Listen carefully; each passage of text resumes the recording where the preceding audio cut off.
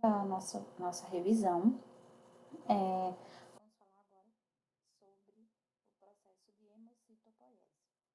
A hemocitopoiese, gente, ele é um processo contínuo, né? É um processo contínuo e regulado, onde eu tenho a produção de células sanguíneas, né? Então, envolve, né, o processo de renovação, diferenciação e maturação celular. Esse processo, ele começa a acontecer lá no 19º dia de gestação, e a gente chama esse período de período mesoblásticos. Então, nesse período, lá no mesoderma extraembrionário, começa a ter a produção de eritrócitos, mas eritrócitos ainda muito imaturos, tanto tão imaturos que eles são ainda nucleados, mas esse processo de hemocitopoiese já se inicia. Depois disso, lá pela quarta, sexta semana de gestação, começa o período hepático, tá? Onde esse processo ele vai acontecer, né? Ele é realizado agora no fígado.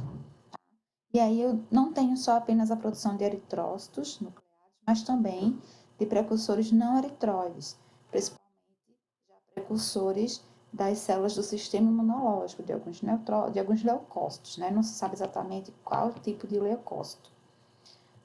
Depois disso, tá? Lá pelo segundo trimestre, o baço assume essa produção de células sanguíneas, tá? E lá pelo final do segundo trimestre, quem assume essa produção de células sanguíneas, e aí eu já passo a ter tanto eritrócitos quanto leucócitos, e também passo a ter linfócitos, tá? Dentre esses leucócitos. Então, lá no final do segundo trimestre, eu tenho esse processo ocorrendo na medula óssea.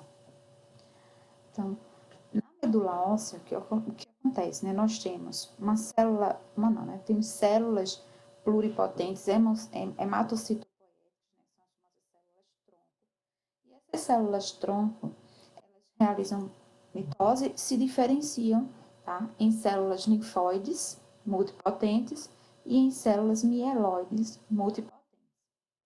Essas duas grandes linhagens, né, vão dar origem a todas as nossas células sanguíneas, tá? As células linfóides muito potentes, elas vão migrar para os órgãos linfóides, que a gente vai comentar daqui a pouco, tá? E vão se diferenciar em uma colônia, na verdade, formam assim um nicho de células linfocíticas formadoras de colônia. Em seguida, elas se diferenciam, tá? Se dividem e se diferenciam em linfoblastos. Esses linfoblastos vão dar origem aos linfócitos T e B, tá? Já essa célula mieloide multipotente, ela permanece na medula óssea, tá? E vai se diferenciar em várias linhagens, dentre elas a célula formadora de colônia eritrocítica, a célula formadora de megacariócito. Aí, nós temos aqui a célula monocítica formadora de colônia e a célula granulocítica formadora de colônia. Em seguida, temos também a célula eosinofílica formadora de colônia e a célula basofílica formadora de colônia.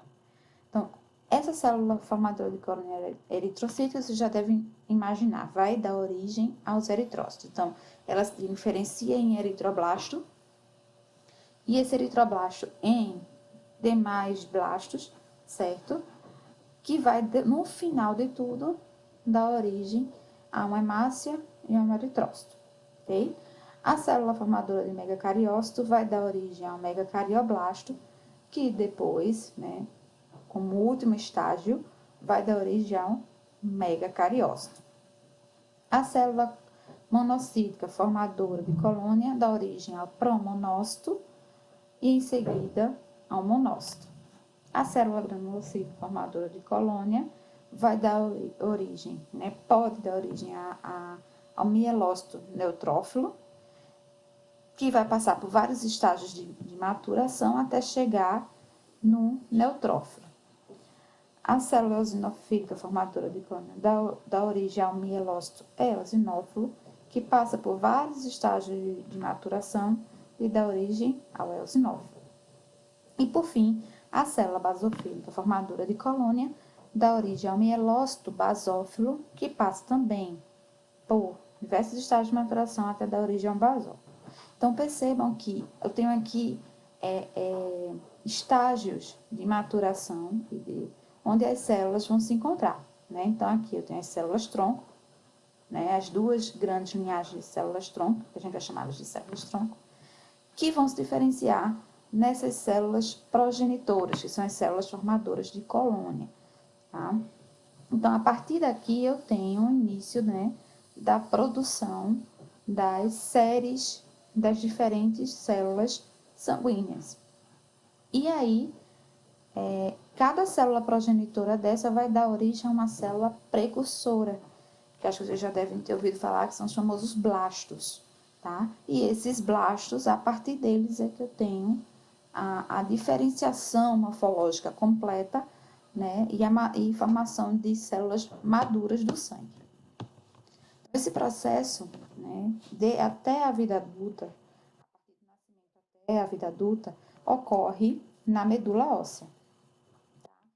Na medula óssea vermelha, lembrando bem que nós temos a medula óssea amarela, né, e a medula óssea vermelha. Nós nascemos com grande parte, né, da medula óssea sendo vermelha. E à medida que crescemos, vai sendo substituída por essa medula óssea vermelha vai sendo substituída por gordura, que é a medula óssea amarela. Mas isso não compromete, né, a formação de células sanguíneas. Então, essa medula óssea vermelha ela é encontrada onde? Principalmente em ossos chatos, curtos, irregulares e nas epífises, né, dos ossos longos. O que eu tenho na medula óssea? Né? Quais são as células que compõem, células e fibras que compõem a medula óssea? Nós temos células reticulares, que são células epiteliais, né, que assumem uma morfologia diferente, bem parecida com um fibroblasto, por isso que chama-se células reticulares. Nós temos fibras reticulares, são aquelas fibras de colágeno tipo 3, que a gente comentou. Temos capilares sinusoides, né, que são vasos sanguíneos importantes para que as células sanguíneas maduras que estão sendo produzidas serem eliminadas aí, né, no sangue. Artérias, obviamente, para nutrir esse tecido. E macrófagos. Os macrófagos são células bem importantes na medula óssea e nesse processo de hemocitopoese. Por quê?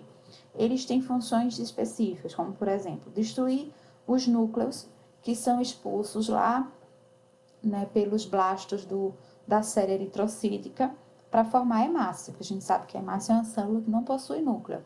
Então, quando esse núcleo é expulso, né, pelos blastos, eles são fagocitados pelos macrófagos.